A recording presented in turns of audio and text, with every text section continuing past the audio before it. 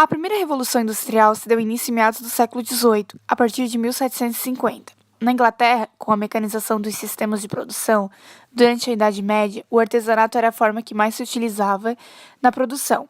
E na Idade Moderna tudo mudou. A burguesia industrial, movida a maiores lucros, menores custos e produção acelerada, buscou melhorias na produção, onde trouxe maior demanda de produtos e mercadorias. O pioneirismo inglês se deu início na Inglaterra devido ao acúmulo de capital, a lei dos cercados, que os nobres expulsam os camponeses, a revolução agrícola, que é o capitalismo no campo, a mão de obra abundante e barata, onde o êxodo rural vai para as cidades, o regime liberal, desde a Revolução Gloriosa, grandes mercados consumidores, as ricas jazidas de carvão, progresso na ciência e a lei dos pobres. E ocorreu a mudança da monarquia absolutista para a monarquia parlamentarista, que aconteceu onde o rei reina, mas não governa. Inovações técnicas: laçadeiras de volante, tear mecânico, máquina a vapor e locomotiva. Consequência econômica: o modo de produção capitalista afirmou-se como um modo de produção dominante. O uso de máquinas ajudou muito no aumento de produção e produtividade, o que ajudou no prolongamento dos mercados, onde multiplicaram-se os bancos, sociedades e casas comerciais. Diante disso, a principal consequência foi o imperialismo. A Inglaterra e a França formaram grandes impérios coloniais na África e Ásia, e outros países procuraram conquistas e garantiram a venda dos seus produtos. E existia uma disputa acirrada, onde acabou provocando vários conflitos. Consequência social: com o êxodo rural surgiram grandes cidades, onde houve um grande aceleramento no processo de urbanização. Devido a isso, existiram duas classes sociais: as do força de trabalho, que formavam os proletariados, e a do capital, que formava a burguesia. A situação dos operários era a pior possível. Eles trabalhavam até 15 ou 16 horas por dia. As condições de trabalho eram péssimas. Os salários eram irrisórios, acidentes aconteciam constantes. Não recebiam indenização, as mulheres e seus filhos trabalhavam e ali mesmo moravam. E aconteceu o exército de reservas do proletariado, que foi o enorme número de desempregados devido às inovações tecnológicas. Assim, as pessoas ficavam nas portas das fábricas, dispostas a qualquer condições. O liberalismo foi baseado em laissez-faire e laissez-passer, que era deixe fazer, deixe passar. O liberalismo foi transposto para um terreno político, em benefício à burguesia. Assim, monarquias absolutistas entram em crise e a burguesia procura conquistar e se manter no poder.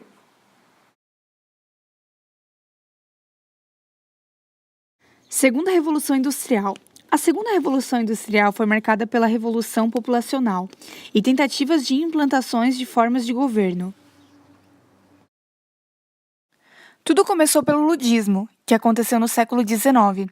Os trabalhadores revoltados com os baixos salários e o desemprego, eles quebravam as máquinas, pois achavam que elas eram culpadas por tudo o que estava acontecendo. O cartismo aconteceu na mesma época do ludismo, onde os trabalhadores se reuniram para escrever abaixo-assinados. Criaram sindicatos como forma de conseguir seus direitos se caso fizessem greves e manifestações. O socialismo utópico foi algo irrealizável, impossível de acontecer. Foi marcado por ideias de três filósofos: Saint-Simon, que pensava só em lucro; Fourier, que pensava que indústrias deviam governar nos falancérios, ou seja, cada trabalhador exercia sua vocação; e Owen acreditava que deveriam manter os trabalhadores felizes para conseguir um bom retorno. O liberalismo foi um conjunto de ideias onde acontecia nos países onde a burguesia era poderosa, o povo justificava a tomada do poder. Foi dividido entre político e econômico, onde o político, o Estado, distinto o poder sobre tudo e todos. Já o econômico era extremamente individualista e sem intervenção do Estado na economia. Marx e Engels foram os idealizadores do socialismo científico. Eram contra o capitalismo por meio da mais-valia. O objetivo deles era demonstrar o quanto os trabalhadores eram explorados pelo capitalismo. A mais-valia era o valor adicionado à mercadoria pela mão de obra usada, ou seja, empresário que lucrava com isso. O anarquismo consistia na liberdade individual, em uma sociedade igualitária. Ali está o nome dos principais idealizadores. Internacionais foram divididas em quatro, que foram tentativas de melhorar a sociedade.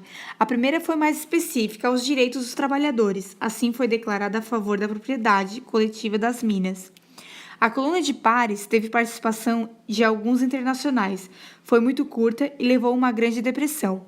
A segunda, os socialistas deram apoio à guerra travada pelos seus governos. Assim, quando houve a eclosão, a Internacional entrou em colapso. A terceira foi subordinada à política soviética, levando em conta os exageros de Stalin, também não deu em nada. A quarta permaneceu restrita por Trotsky, assim caindo por terra, pois não conseguiu expandir. Doutrina social da Igreja Católica. A Igreja Católica era contra o anarquista e o capitalista, onde o Papa tinha o pensamento Rerum Novarum, onde ele reconheceu a gravidade da questão social e disse que a propriedade privada era um direito natural, ou seja, todos possuem esse direito, condenando o marxismo e o abuso capitalista. Ainda falando do Papa, ele defendia a colaboração entre as classes sociais, ou seja, a união delas. O Estado não poderia intervir na questão operária e também defendia a Constituição e a Associação Operária, que nem da época medieval.